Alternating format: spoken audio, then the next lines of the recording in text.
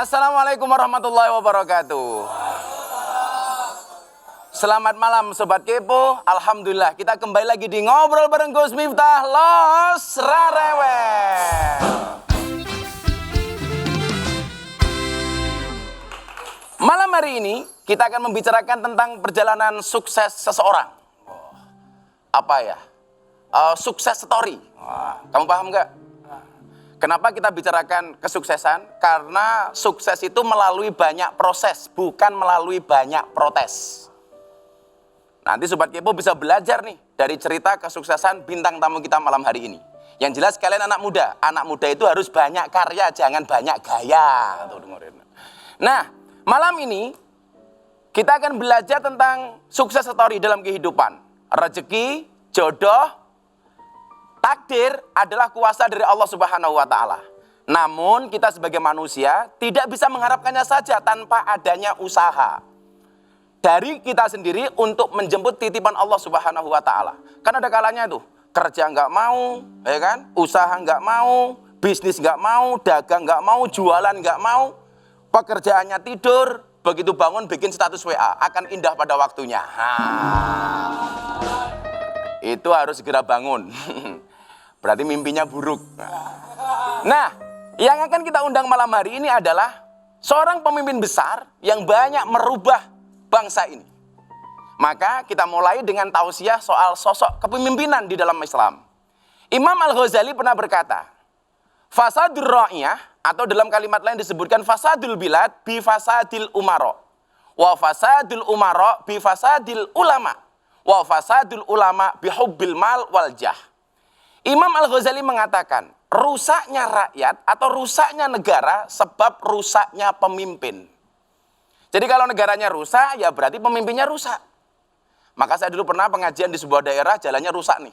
Dijemput, pakai mobil. Jalannya rusak banget. Sopirnya bilang sama saya, Kiai, kenapa mas? Ini jalannya rusak, ini gara-gara sopir-sopir truk itu bawa truk gandengan. Sehingga muatannya banyak, jalannya rusak. Saya bilang, kamu salah. Yang rusak ini bukan truk, bukan mobil tronton. Tapi yang rusak ini adalah mobil mewah.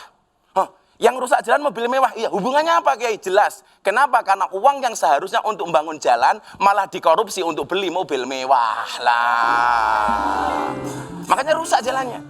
Lah, kenapa pemimpinnya rusak? Rusaknya pemimpin sebabnya adalah rusaknya para ulama. Kenapa? Karena ulamanya tidak memberikan nasihat yang benar kepada para pemimpin. Dan rusaknya ulama biasanya disebabkan karena apa? Disebabkan karena cinta harta dan kedudukan. Makanya kalau saya ditawari, Gus pengen jadi bupati enggak? Enggak. Pengennya jadi apa? Penasehatnya bupati. Kan enak. Pengen jadi gubernur? Enggak. Pengennya apa? Jadi pembisiknya gubernur. Bahaya itu. Jadi rusaknya pemimpin itu karena rusaknya ulama. Rusaknya ulama karena ulamanya cinta dunia. Maka kita belajar dari konsep kepemimpinan Semar. Semar itu kalau kita lihat Sobat Kepo, tangannya ada dua. Yang pertama ke atas begini. Ini adalah hablum minallah. Masuknya nafas diniati taubat dan taat hanya kepada Allah. Jadi seorang pemimpin begitu dia ditunjuk sebagai pemimpin, dia mengatakan innalillahi wa inna ilaihi raji'un. Saya jadi pemimpin atas izin Allah, memimpin diawasi oleh Allah, dan semua saya pertanggungjawabkan langsung kepada Allah. Jadi tangannya Semar begini. Yang kedua tangannya di mana? Di belakang. Arahnya ke atas apa ke bawah? Ternyata ke bawah begini. Kalau ini adalah hablum minallah, ini adalah hablum minannas. Artinya apa? Keluarnya nafas diniati. Jiwa dan raga bermanfaat bagi orang lain, minimal tidak merugikan orang lain. Maka kalau ada rakyat minta bantu ke kantor, tolong katakan, ada yang bisa dibantu. Jangan malah dibalik, ada yang bisa dibagi. Lah, itu bahaya.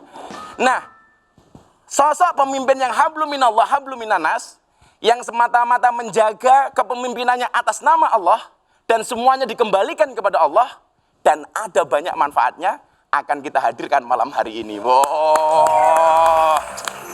Sobat Kepo, bicara soal negara kita tercinta, bintang tamu kita malam hari ini adalah seorang yang sangat berpengaruh untuk negara ini. Perjalanan politiknya perlu diacungi jempol, bahkan jempol 4. Kita sambut Dr. Andes Haji Muhammad Yusuf Kalla. Assalamualaikum Bapak. Matur nuwun. Aduh. Dulu kita cuma bisa lihat di TV ya. Sekarang kita bisa lihat langsung. Oke. Bapak sehat, Bapak? Sehat, alhamdulillah. Alhamdulillah. Ini musim kayak gini, pandemi belum berakhir. Tips Pak JK untuk menjaga kesehatan seperti apa, Bapak?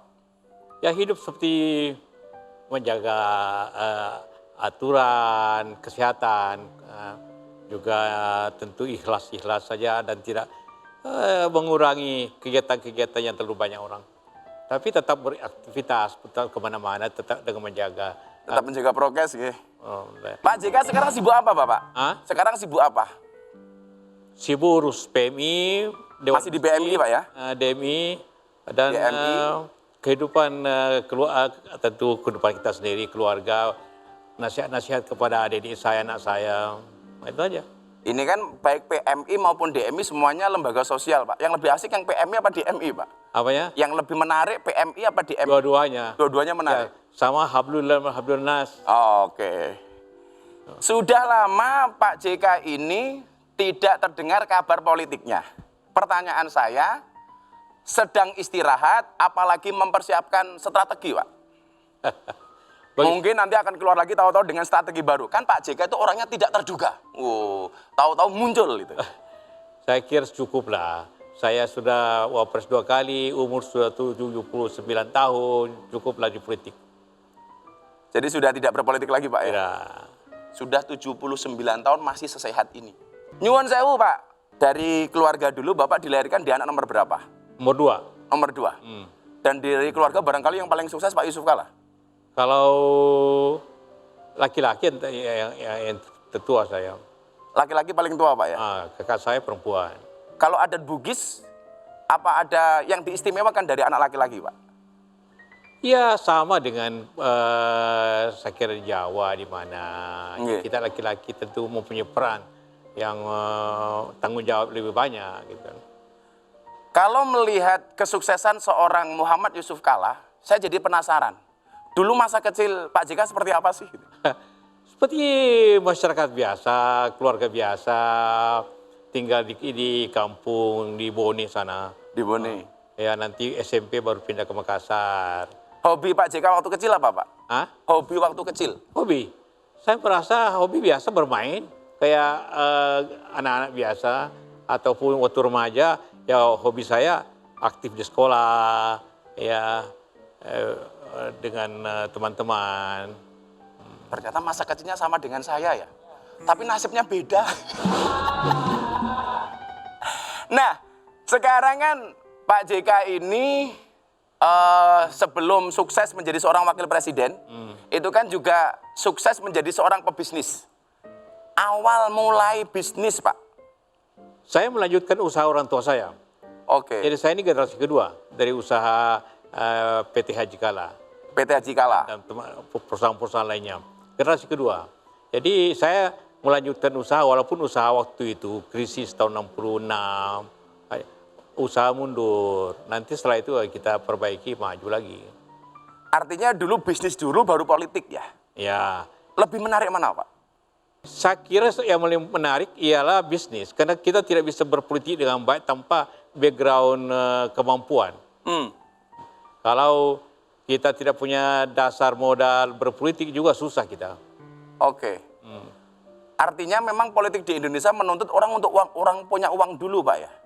Artinya punya modal dulu. Ya, politik kan harus punya modal juga kan. Nah, modalnya dari mana? Kalau saya, itu modalnya dari usaha. Tapi kemudian berproses terus, politiknya berjalan sendiri. Nah, semua kumpul. Nah, seperti itu. Ini yang sering saya penasaran, Pak. Sebenarnya kalau ngomong bulian fitnah, lebih banyak bulian di dunia usaha apa di dunia politik? Bulian, cacian, makian dari masyarakat. Oh, saya kira tergantung orangnya juga.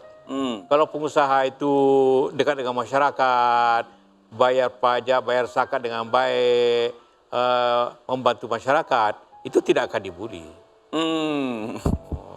Begitu juga politik. Kalau berpolitik dengan santun, dengan baik, dan mengayomi masyarakat, membantu masyarakat, itu pasti tidak dibully. Tapi kalau sebaliknya, wah berpolitik sudah tinggi pangkat, tinggi jabatan, tapi tidak melupakan rakyatnya, tidak memberikan bantuan kalau dibutuhkan, tidak mengusahakan pemerintah membantu, itu akan pasti dibully oleh masyarakat. Dibully masyarakat.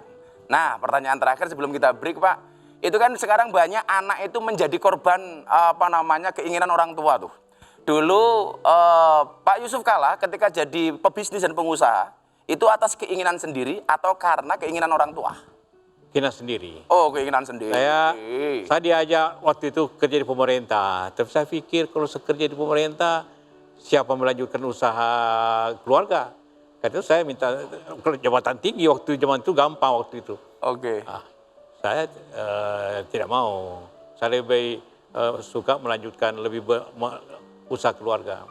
Tuh, sama kan sama kalian? Gara-gara musim pandemi kalian sudah pinter jualan. Hari Senin jual kalung, hari Kamis jual apa gitu kan. Nah pemirsa, kalau Anda tidak bisa menjadi orang yang pintar dan cerdas, maka jadilah orang yang rajin dan pekerja keras. Sebab orang yang pintar sering dikalahkan oleh mereka yang rajin. Dan orang yang cerdas sering dikalahkan oleh mereka yang pekerja keras. Nah, maka kalau kamu tidak cerdas, minimal harus menjadi orang yang pekerja keras. Tentunya masih ada banyak lagi cerita menarik dari bintang tamu kita pada malam hari ini. Jangan kemana-mana, tetap di Ngobrol bareng Gus Miftah.